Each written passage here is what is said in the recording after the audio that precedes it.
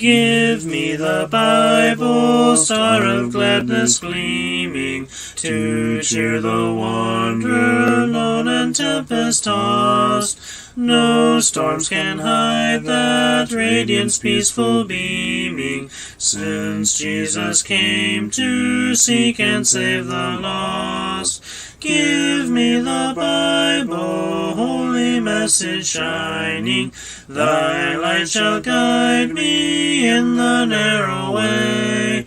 Precept and promise, law and love combining, till night shall vanish in eternal day.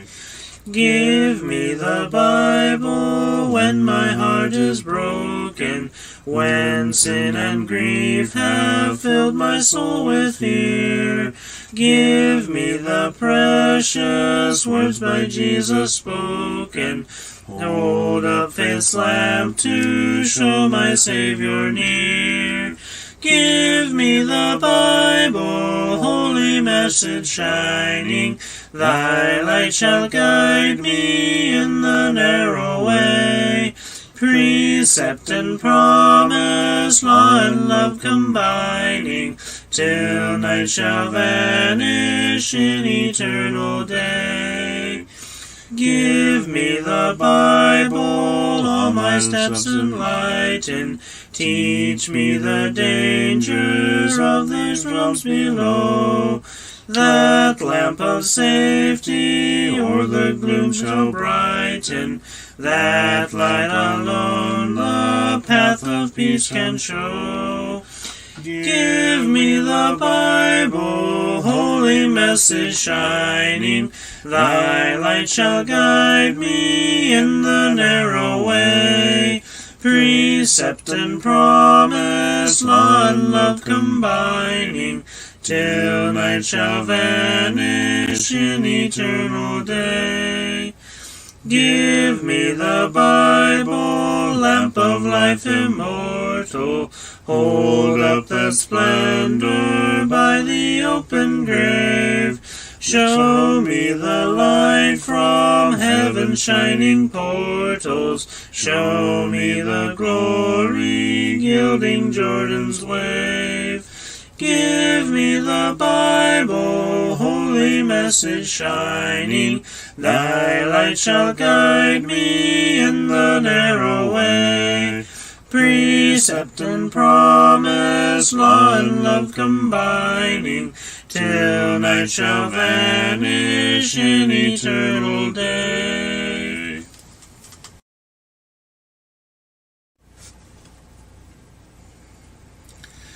Break thou the bread of life, dear Lord, to me, as thou didst break the loaves beside the sea. Beyond the sacred page, I seek thee, Lord. My spirit pants for thee, O living word. Bless thou the truth, dear Lord, to me, as thou didst bless the bread by Galilee.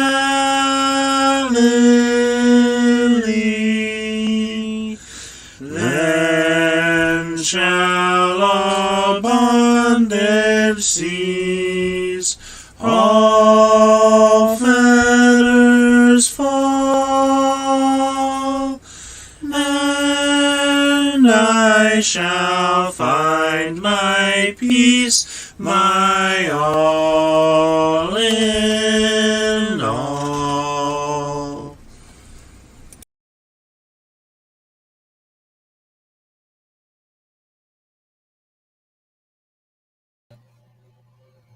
Wow. Took me out of stage.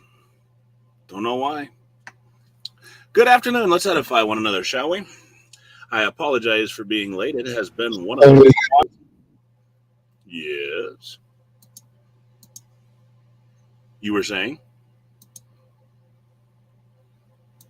I said sorry, I didn't mean to take you out. Well, I did, but yeah, I took you out. Good afternoon, Sam. Good to see you here. We are welcoming you to another edition of Study to Show Ourselves Approved. We are studying to show ourselves approved unto God, according to 2 Timothy chapter 2 and verse 15. Striving to be workmen that need not be ashamed, handling aright the word of truth. For you see, we don't want to be approved by men. We want to be approved by God, the writer, the author, the giver of that word of truth. Now, as we pick up in our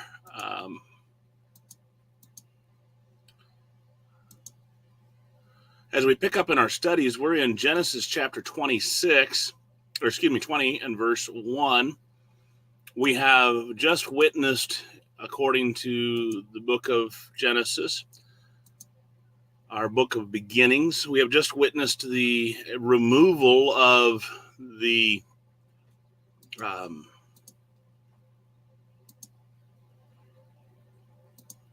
I think I've got it.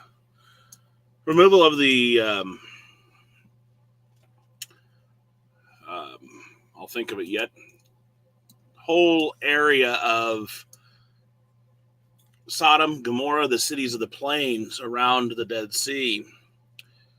And let's see here. That's really hard to see. I'm looking for a particular map because we're going to need it. Well, we could use it anyway.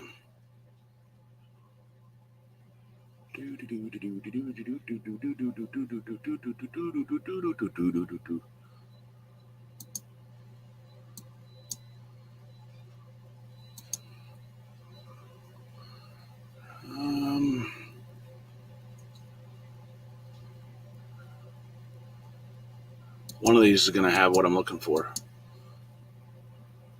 I thought it was under historical, but it didn't seem to pop up what I was looking for.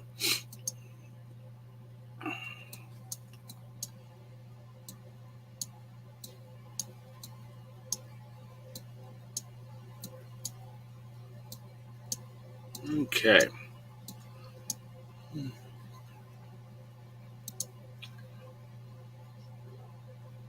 I might have to jump between a couple of different maps.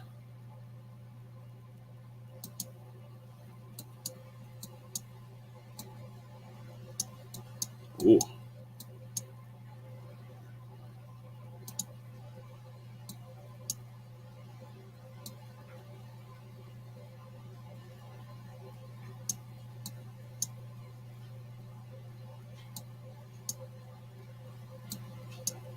Wow.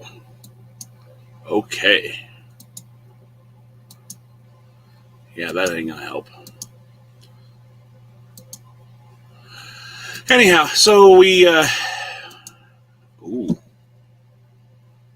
pick up there. We just witnessed God's destruction of them, and we have also witnessed the coming of or the institution, not the institution, the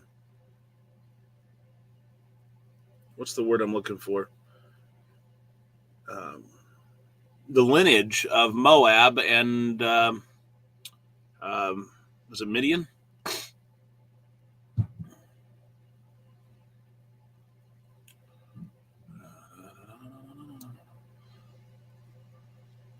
Ammonites.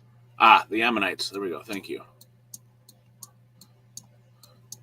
Can't hardly focus when I'm doing other things, huh?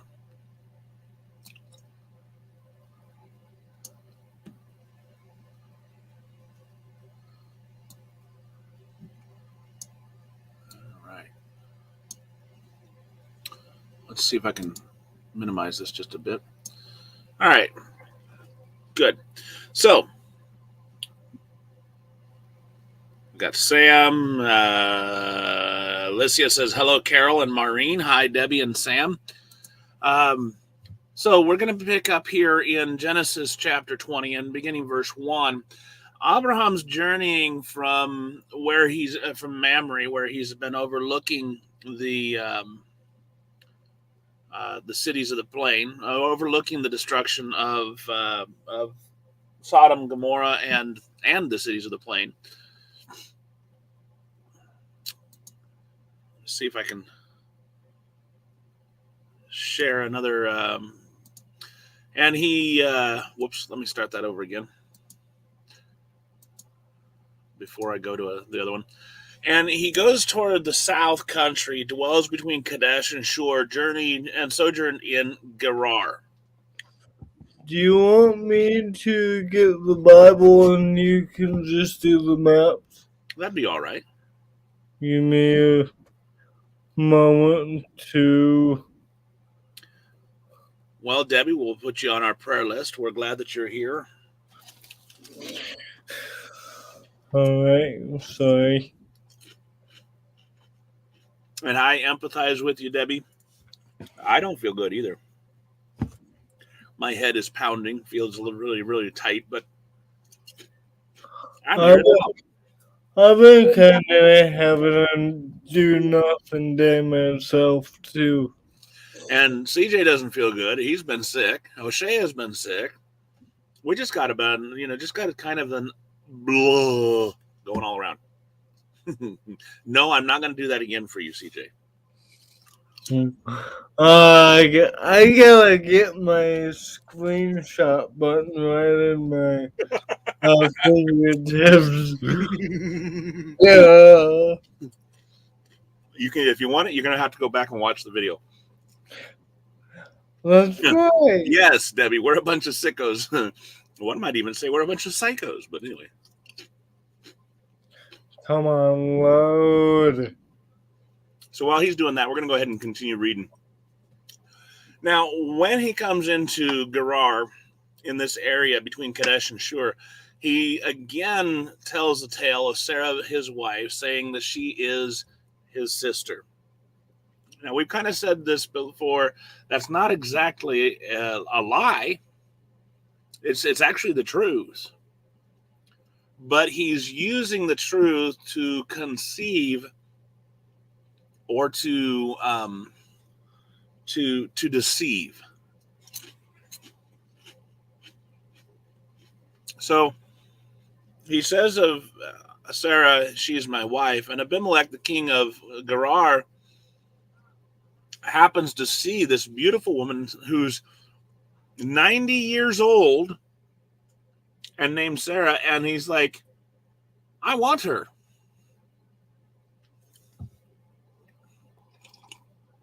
There you go, Debbie. And so he comes and he takes Sarah. And by this, he takes her into his house. And the purpose of this is he's going to make her his wife.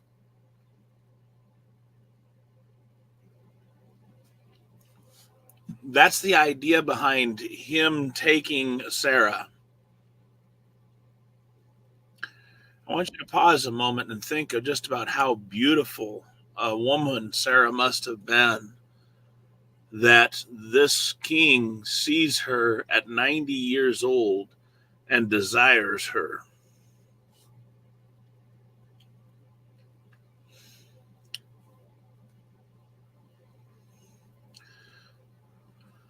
And CJ's got just about there.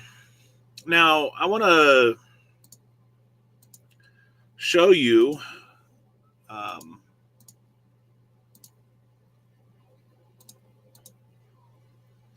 what we're looking at. You can see here, we're in the land of Canaan. And I'm going to increase the size of this so you can see this a little bit better.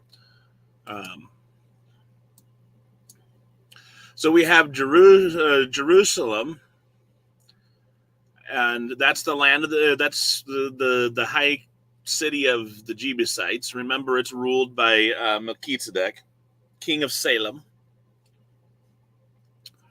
Abraham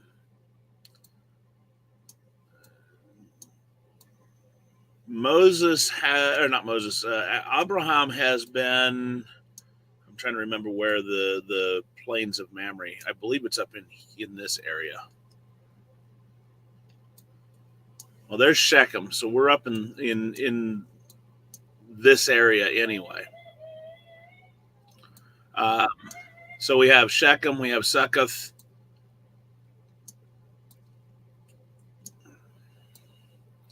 And so he's up in this area, and he sees I apologize for moving this so fast. If you're getting a little motion sickness, my apologies again. Hey, that's not what I asked for.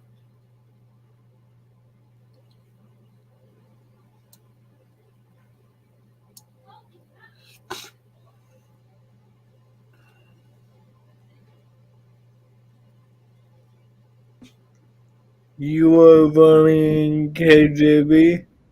Yes. Okay, where was I at?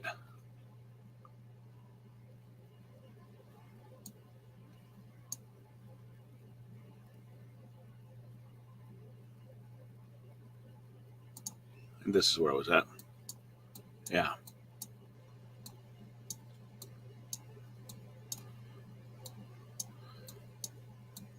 So he's been up there, and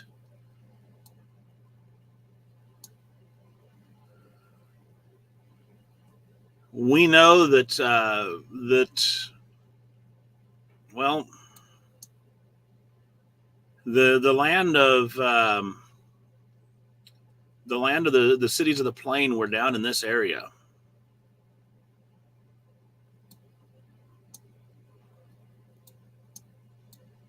Relatively. Hello, Sister T.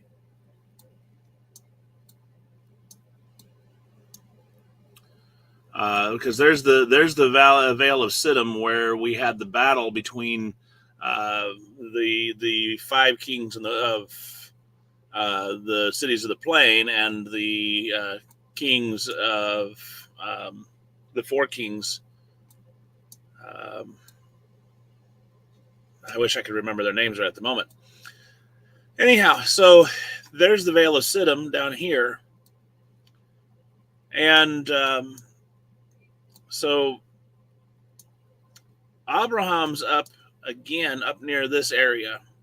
He sees the smoke of the destruction of the cities of the plain that's down in this area.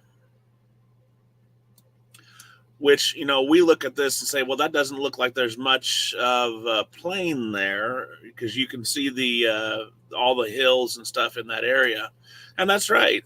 There isn't anymore.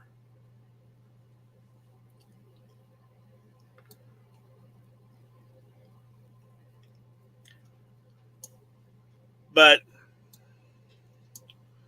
he journeys to the South Country, and he comes in between, what was it,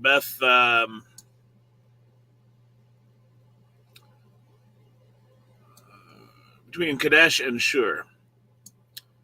So we got to look for Kadesh and Shur.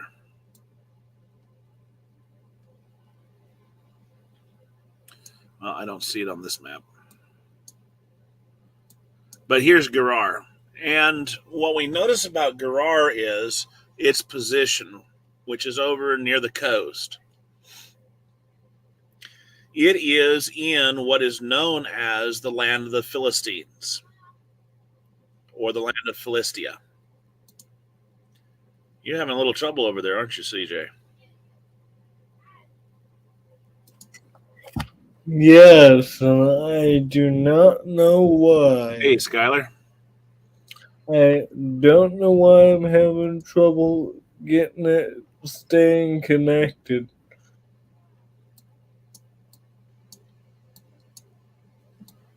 Let's see if I can find it.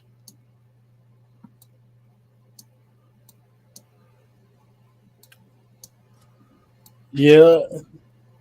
Don't think I'm gonna be able to do Bible for you. It keeps going unresponsive. I don't know All right. what's wrong. Thanks for trying. So we have here a slightly different map, which kind of shows that, yes, indeed, this is somewhat of a plain in this area of the Dead Sea. Yeah, there's some fingers of some hills and stuff, but this is generally considered a plain. You also have the plains of Moab over here to the right, and you have the Arnon River and Moab and all that stuff there.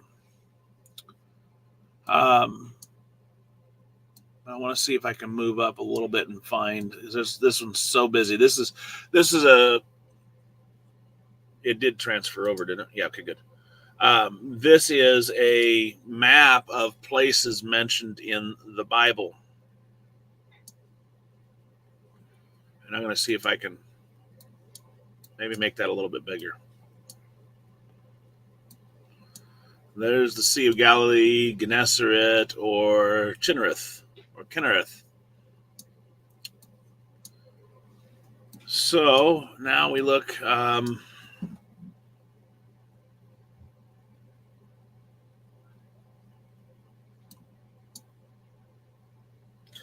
There's Jericho, Bethel, Geba.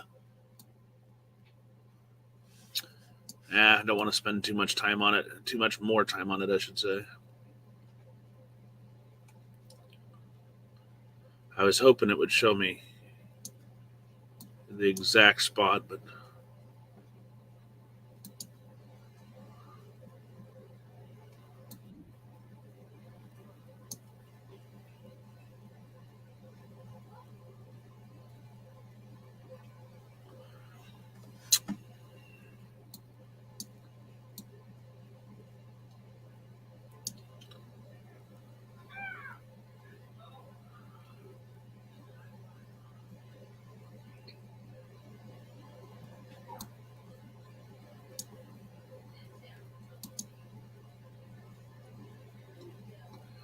City of Salt,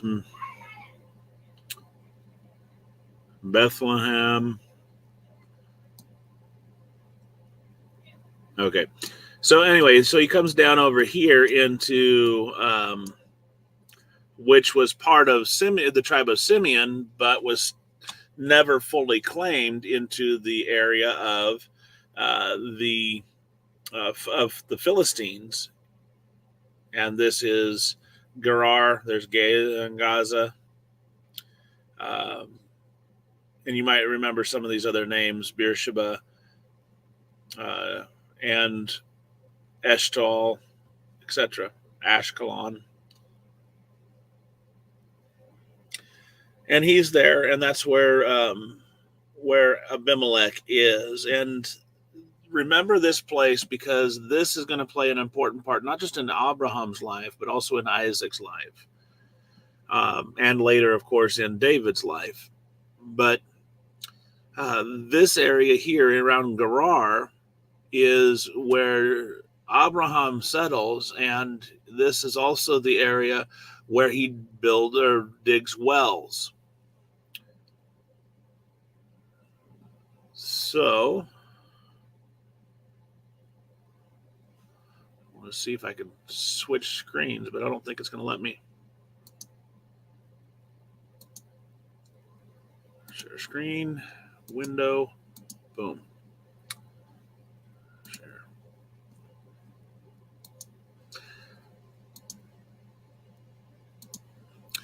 So Abraham journeys toward the south country to dwell between Kadesh and Shur, sojourns in Gerar.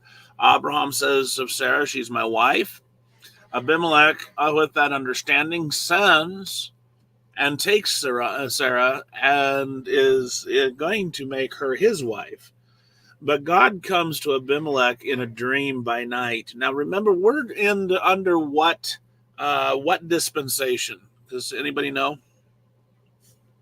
What time period?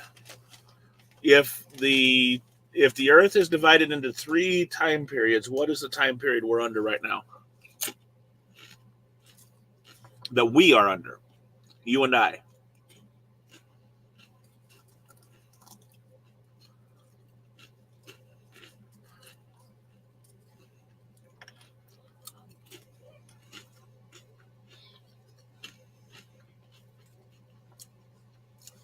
CJ says the Christian. And so what was the time period that David was under?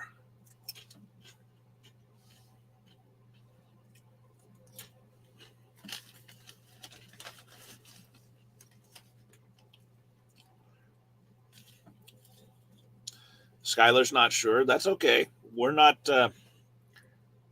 We're here to teach. We're not here to embarrass. If you're not sure, just say you're not sure.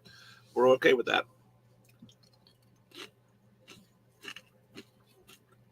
But we don't want CJ having all the fun of answering all the questions. We know he knows.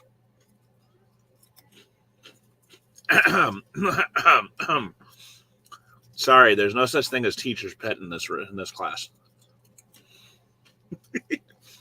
Mainly because you can't give me an apple. It is the Mosaic. David was under the Mosaic dispensation because that is the time period which people lived under the Mosaical law. So from the time that God delivered his law to Moses, and Moses delivered it to the people of Israel, until the time that Jesus fulfilled the law, nailing it to the cross and then setting it aside through his death on the cross, the Mosaic law was in effect. Once Jesus nailed it to the cross, and that's found in Colossians chapter 2, Jesus said, I'm not come to think not that I am come to destroy the law, but I am come to fulfill it. That's Matthew chapter 5. In Colossians chapter 2, Paul says that he nailed it to the cross, taking it out of the way. And give me an exact verse on that, would you, CJ? And so when he did that, the New Testament came into force. Hebrews chapters 5 through 10. Thank you, CJ.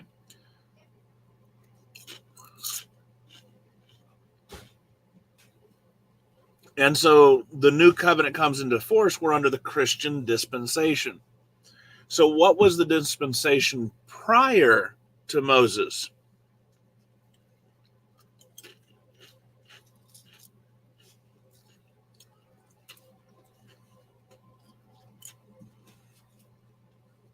And this one's going to be a really tough one because we're not really, these are not really spelled out. Okay, this is the Mosaical dispensation. This is the Christian dispensation. This is the yada, yada, yada dispensation. Right, Maureen. The patriarchal. See, I can read autocorrect too once in a while. The patriarchal dispensation was in effect from the time that God created the world until the time that Moses received the law and passed it on, and that law consecrated that law, which you find about from Exodus 20 and following. The patriarchal law dispensation was when God spoke unto the fathers by dreams. God spoke to Abraham in a dream. God spoke to Isaac. God spoke to Jacob. God spoke directly to Adam. He spoke directly to Cain, to Noah. He actually spoke directly to Abraham too. So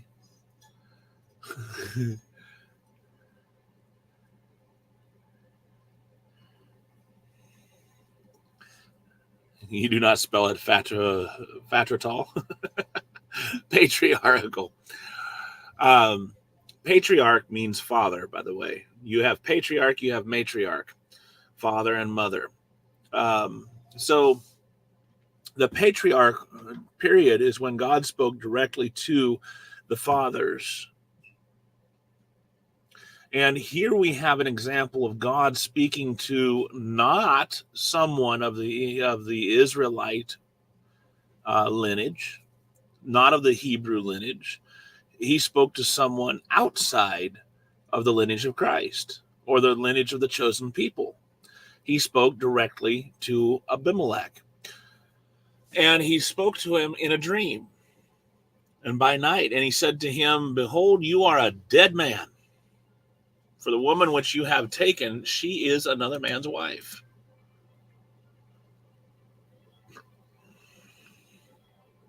Now Abimelech had not come near.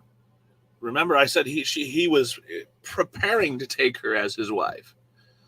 But God stopped him by saying, "You're a dead man because this is someone else's wife. She is a man's wife." And Abimelech already knew exactly who the Lord was referring to. And he says, "But will you slay a righteous nation?" And said, "Didn't he say that she is my sister? And even she said he is my brother. So in the integrity of my heart, in the innocency of my hands, have I done this. I didn't do it out of wickedness. So will you slay me and my people?" Notice how, notice his righteousness. We always think of the Philistines as evil people. And later on in life, they were indeed evil. They were wicked. Look what they did to Samson. Look what they did to Israel. But here, you have a king who is relatively upright. He is caring for his people. He didn't say, "Will you slay me?" He says, "Will you slay a righteous nation?" Hello, O'Shea. And he then points to what Abraham said and said, he said, "She's my sister." She said, "He's my brother." And so I did this all in integrity and innocence. And God said, "Yeah, I know. That's why I stopped you. I stopped you from sinning against me."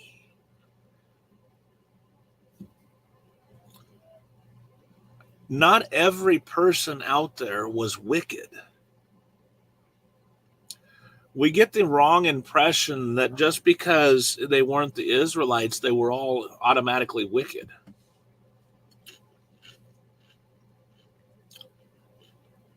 Naaman wasn't wicked just because he was a Syrian.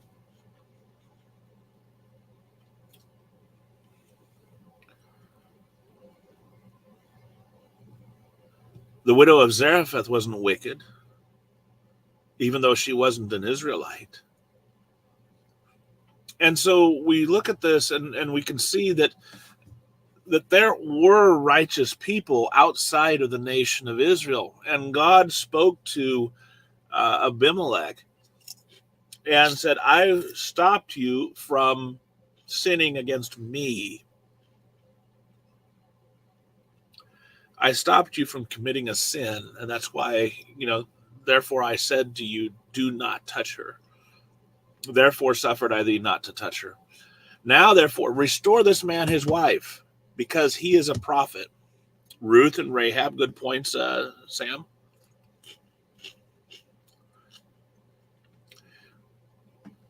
Yes, that's right, CJ. Romans 2 talks about how the Gentiles were a law unto themselves. Even though the nation of Israel were bound by the Mosaical law, God still operated within the law, within the nations of the Gentiles. They still were operating under the patriarchal law, as it were, even though whether the Mosaical law was in effect. And it was an example. What did it do? It showed even those other nations that this was a nation chosen by God, and this was the way to live. People of other nations could submit themselves under the law of Moses, except for certain ones. And that was covered in the law of Moses. Amalek was one of those. So we can look at how God treated Nineveh. We can look at how God treated even Nebuchadnezzar. But interestingly enough, God refers to Abraham not just as the patriarch or as his chosen one, but as a prophet. And he lays this duty upon Abimelech. He says, restore the man his wife and have him pray for you, and you will live. But if you don't restore her, you will die, and everyone that is yours, you and your entire nation.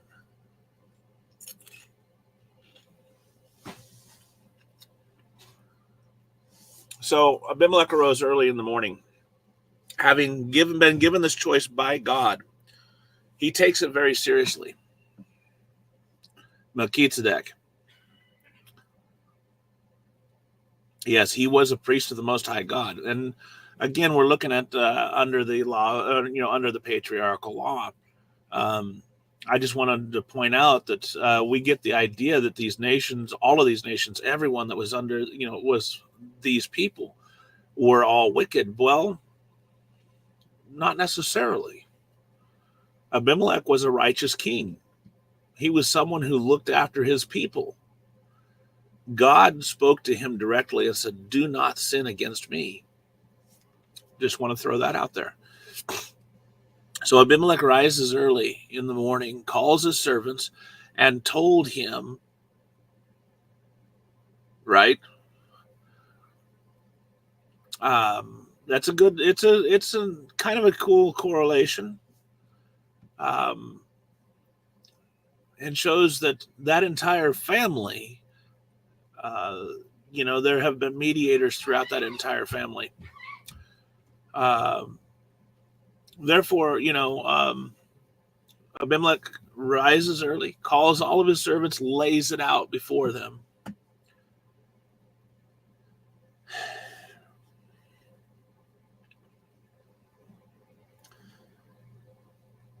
Oftentimes, we see governments that try to hide what they're doing and why they're doing it. Abimelech wasn't one of those kings. He brought the matter before his servants, before his people, and he let them know exactly what was going on and what was going to be expected of them. And notice they were sore afraid. So Abimelech calls Abraham to him and chastises him. There's no other way to really to call it but that. What have you done to us? How have I offended thee that you would bring this on me and on my kingdom, such a sin, a great sin? It wasn't a small sin. Fornication and adultery are not a small sin, according to Abimelech. The taking of another man's wife is not a small sin, according to Abimelech. It is a very serious breach.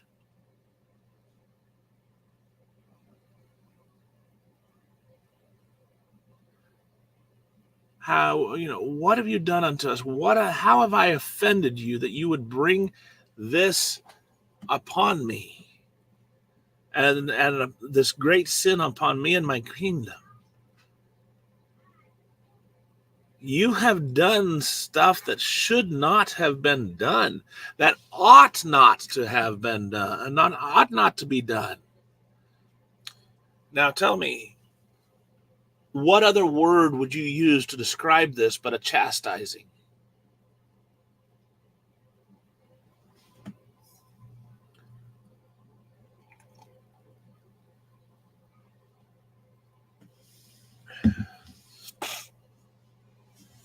This is a rebuke, plain and simple. So I guess rebuke could be one. But it's a stinging rebuke, which is why I use chastising. You've done deeds that shouldn't be done. What did you see that you have done this thing? What were you afraid of?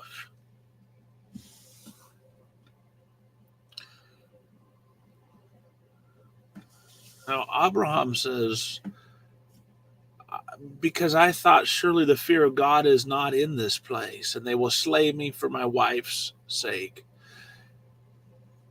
Was this a very real and valid fear?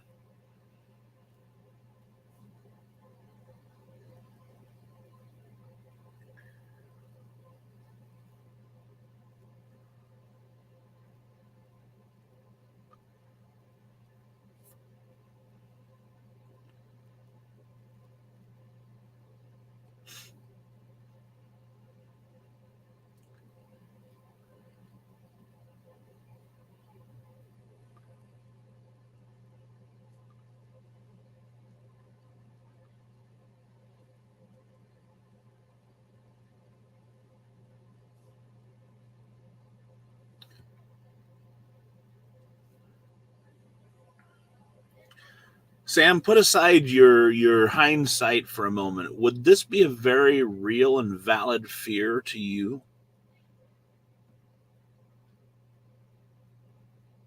If you were in Abraham's shoes?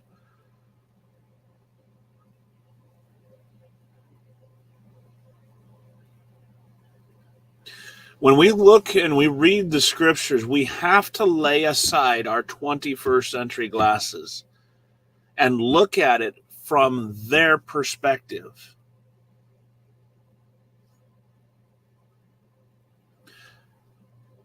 What was Abimelech's response to finding out that Sarah was Abraham's sister? What was Pharaoh's response to finding out that Sarah was Abraham's sister? It was the same response, wasn't it? They both, the kings of the country, both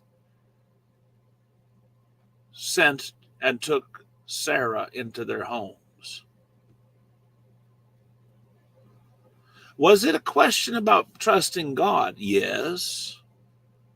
Because God had told Abraham, I will go with you, or I am with you.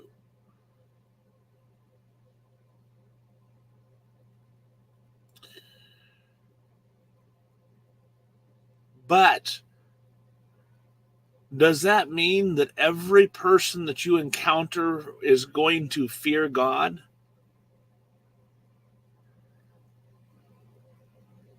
No, absolutely not, is it? We can walk down the street today and know that not every person that we meet is going to fear God.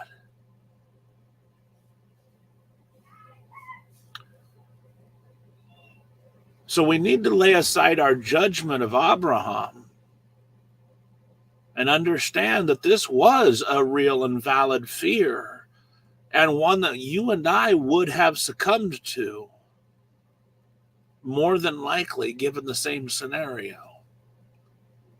Is it a guarantee that we would have? No. Is it a high probability? Yes.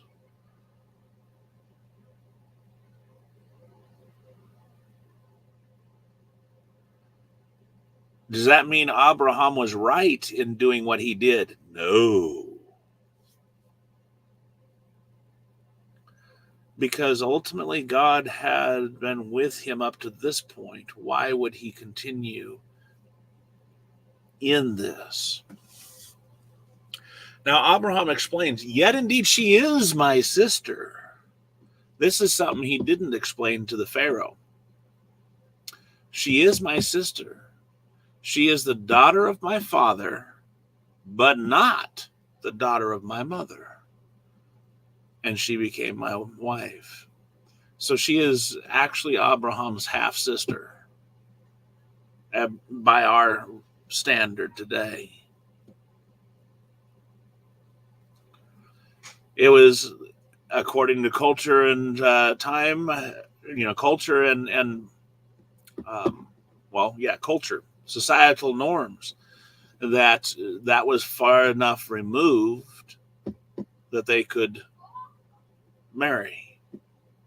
Understand also that when you have, in essence, a slim gene pool, because what you had was Noah, his wife, and his 3 sons and their wives.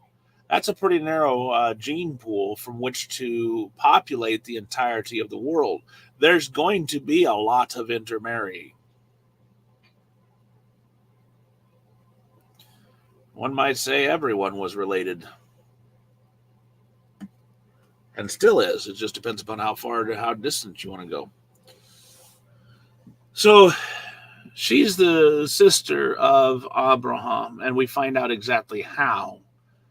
His half-sister, daughter of his father, but not of his mother. So his father had at least 2 wives. At some point in his life, he had a second wife. Notice I didn't say he had 2 wives at the same time. Because remember, there's also 10 years difference between Abraham and Sarah. Abraham's 90, well, it's 9 years, but 99, and Sarah is 90.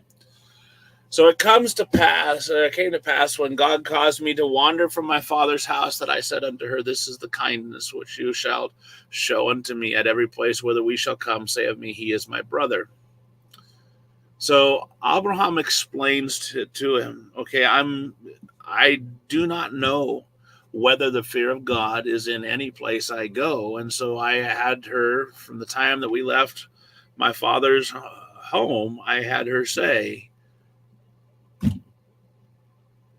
tell everyone that you're my sister. It's not a lie, but it's not the full truth. This tells us some things. And that is that there are times when the truth can be used as a lie.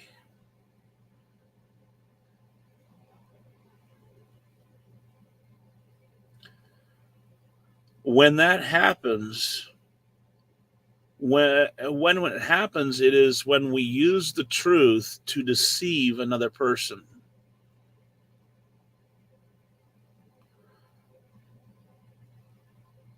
If we use the truth to deceive by leaving off by leaving off part of the truth,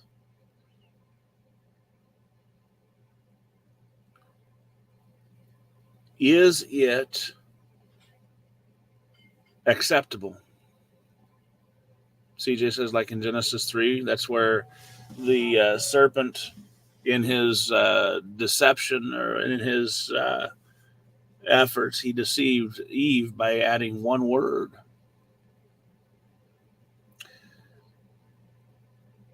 A partial truth or a half truth is still a whole lie.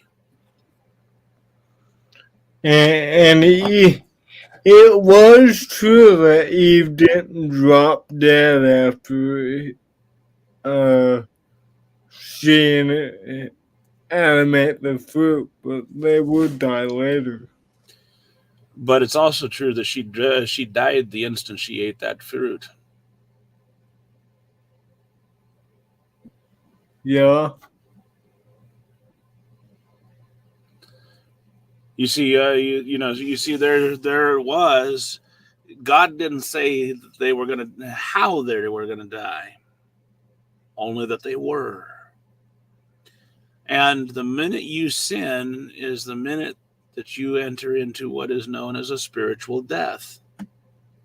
Because death is what? Death is separation. And a spiritual death is a separation from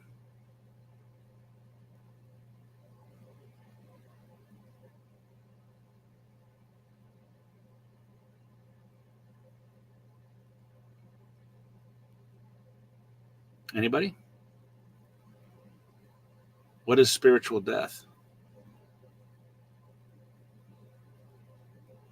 Thank you, CJ. Spiritual death is separation from God. If I sin, Isaiah 59 verses 1 and 2, which I'm going to go to real quick after I... there we go. Whoops.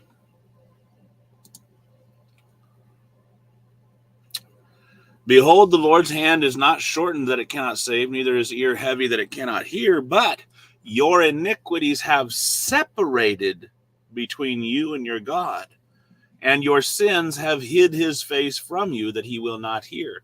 So what is sin? Sin is separation. Sin is a separation from God.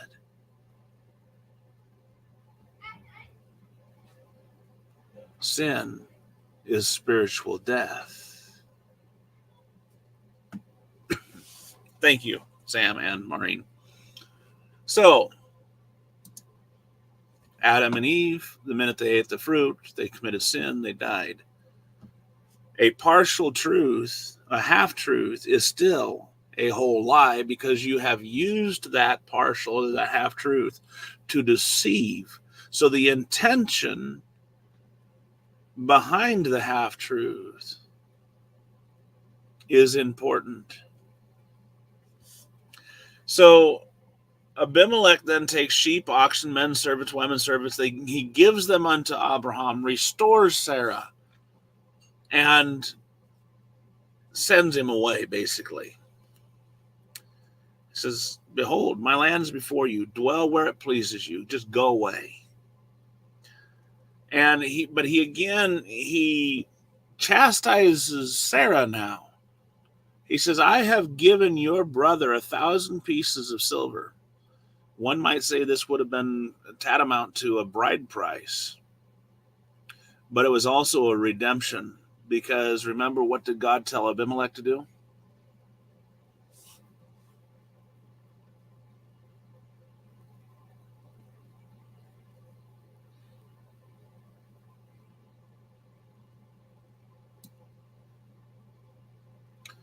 He said, go to restore the man his wife, and he shall pray for thee. So Abraham, Abimelech goes and he shows kindness. He gives unto Abraham, unto the prophet of God, as a redemption, as a restitution. Here's your wife. Sorry, I took your wife. Pray for me.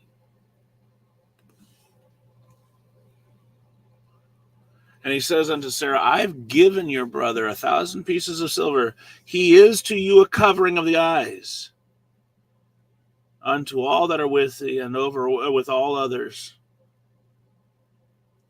In other words, you need to stop telling people he's your brother. He is to be your covering. You look to him for guidance, for leadership, for protection, in other words. Because what is the covering of the eye? It's a protection.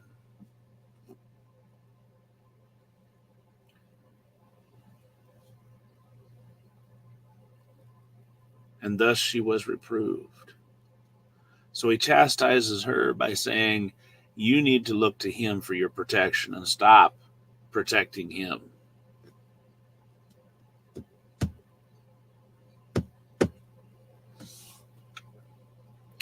Don't lie for another person. That's kind of the message here, right?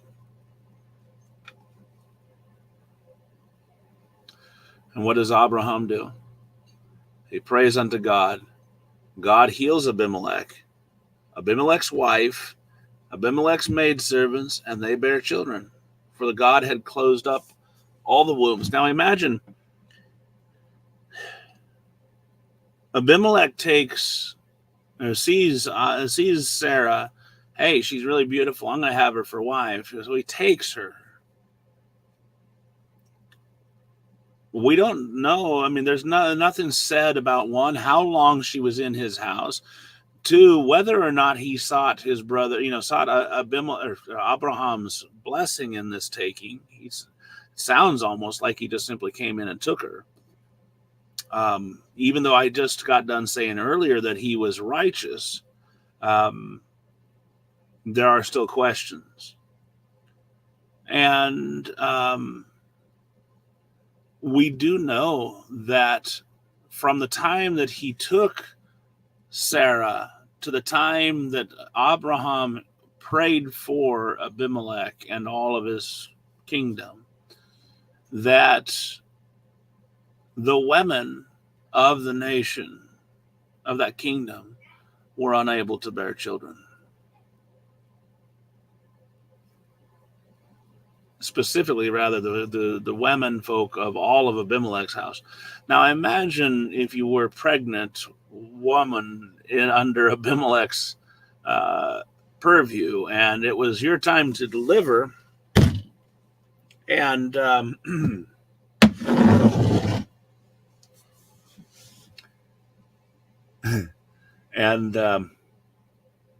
you couldn't deliver.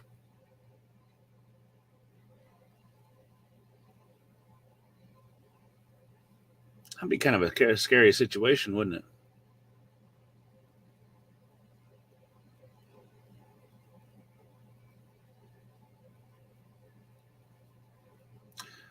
Anyhow, so when Abimelech was obedient to the will of God, what happened?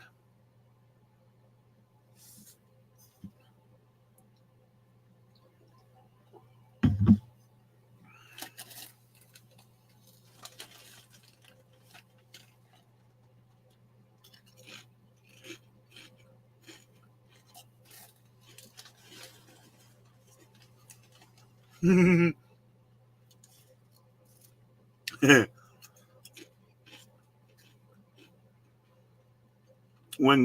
Abimelech was obedient to God, his household was healed, but he received the blessings God had promised, didn't he?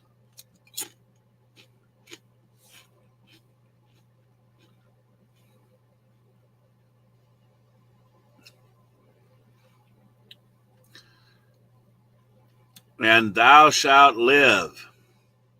But if you do not restore her, if you restore her not, know that thou shalt surely die, you and all that are yours. Think of how real that threat was when your wife, your maidservants, can't bear children.